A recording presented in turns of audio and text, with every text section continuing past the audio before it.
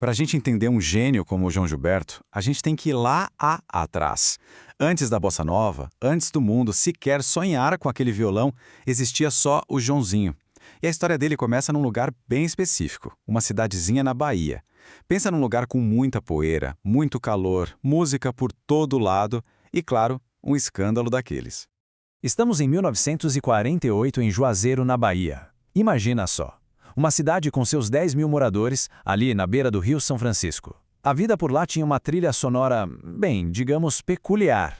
E o mais doido é que ela era controlada por uma única pessoa e o seu sistema de som que dominava a cidade inteira.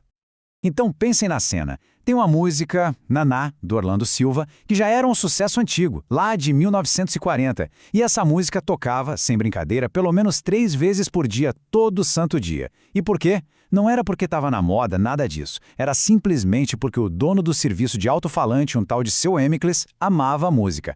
Esse era o som de Juazeiro, o lugar onde o Joãozinho estava crescendo. Beleza, vamos começar entendendo o cenário. Porque o personagem principal aqui no início não é nem o João, é a própria cidade. Juazeiro era isso, uma mistura de música, o calorão da Bahia e um drama que deu o que falar. E olha só que mistura maluca que era a playlist do Seu Emicles. O cara botava pra tocar a Duke Ellington e logo depois, pá, Carmen Miranda, sem o menor pudor. Aí vinha o Trio de Ouro e, do nada, ele abriu um microfone para algum artista da cidade mostrar seu talento ao vivo. A cidade inteira cresceu ouvindo essa salada musical. Era samba, jazz americano, canção francesa, tudo junto e misturado. Mas olha que curioso, mesmo com tanta música tocando o dia inteiro, a transmissão que realmente parou a cidade, sabe? Aquela que todo mundo parou para ouvir, não tinha nada a ver com música. Era uma coisa, digamos, bem mais pessoal. É aqui que a história fica boa. Pensa na situação. Um gerente de banco recém-chegado tem a ideia genial, só que não, de usar o alto-falante da cidade para se defender de uma fofoca. Ele começou a ler umas cartas anônimas que falavam do caso dele com uma mulher casada, a tal da Juju, e tentou defender a honra dela ali para todo mundo ouvir. Uma péssima, péssima ideia, né? E como essa história acabou? Bom, o marido da Juju era da polícia militar. Ele juntou uns colegas e foi, digamos assim, convencer o banqueiro a arrumar as malas e nunca mais voltar. O escândalo foi tão grande, mas tão grande, que nenhuma música que tocasse no rádio chegava perto. Isso já dá para ter uma noção de como era o clima em Juazeiro. Pois é nesse lugar, nesse caldeirão de música e de fofoca, que a gente finalmente encontra o nosso protagonista. E aqui a gente começa a ver o grande conflito da juventude dele. De um lado, a alma de artista. Do outro, a visão pragmática de um pai que estava bem preocupado com o futuro do filho. Então, esse era o Joãozinho com seus 17 anos. Um garoto totalmente sonhador. A própria mãe dele dizia que ele era avoado. Sabe, vivia esquecendo as coisas da escola, uma vez perdeu até um sapato novinho na areia. A cabeça dele não parava em Juazeiro, estava sempre viajando no mundo da música.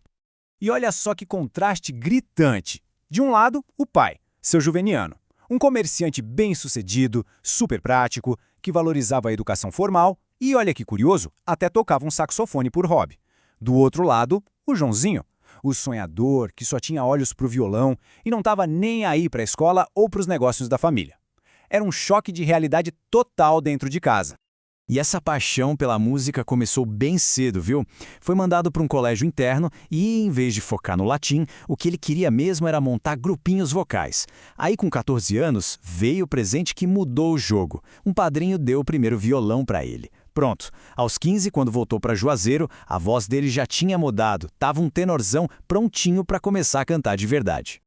Ok, então o Joãozinho já tinha o violão, já tinha a voz que estava chamando a atenção, faltava o quê? Um palco.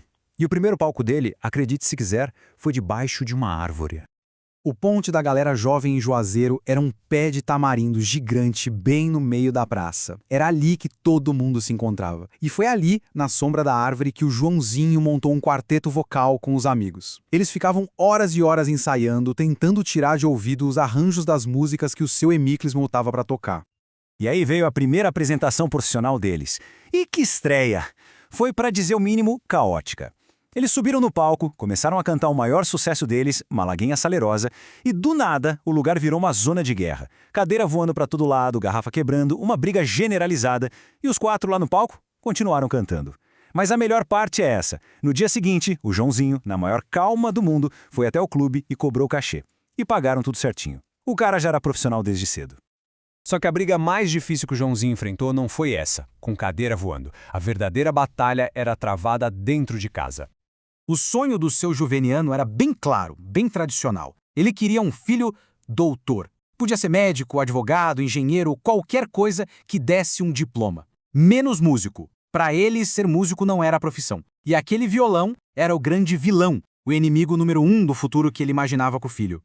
A situação ficou tão tensa que o pai chegou a cortar a mesada do Joãozinho. A ideia era deixar ele sem dinheiro para comprar cordas novas para o violão. Mas olha que legal o que aconteceu. Os amigos dele ficaram sabendo e fizeram uma vaquinha. Juntaram a grana deles mesmos e compraram as cordas para o Joãozinho. Isso mostra bem, né? A pressão em casa era enorme, mas na rua ele tinha todo o apoio que precisava. Então, com essa pressão toda em casa e um talento que, vamos combinar, já não cabia mais em Juazeiro, só tinha um caminho. A decisão foi inevitável. Tinha chegado a hora de ir embora. E essa hora chegou bem ali, aos 18 anos de idade. Foi quando ele sentiu na pele que Juazeiro, por mais que ele amasse, tinha ficado pequena demais. Ele estava pronto para coisas muito maiores. E qual era o destino? Salvador, a capital do estado. Para chegar lá, era preciso encarar uma viagem de trem de 24 horas, uma jornada longa. E aquela viagem era muito mais do que só um deslocamento, né?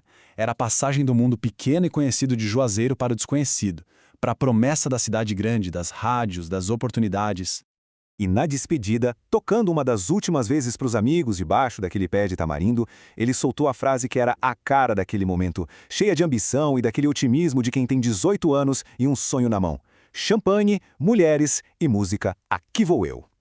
E é com essa imagem que a gente fica. Fica a pergunta no ar. O que acontece quando a jornada de um sonhador, que vai contra tudo e contra todos, finalmente começa de verdade? Aquele garoto avoado de Juazeiro estava embarcando num trem que, sem ele saber ainda, ia levá-lo a revolucionar a música para sempre. Mas o resto dessa viagem, bom, aí já é outra história.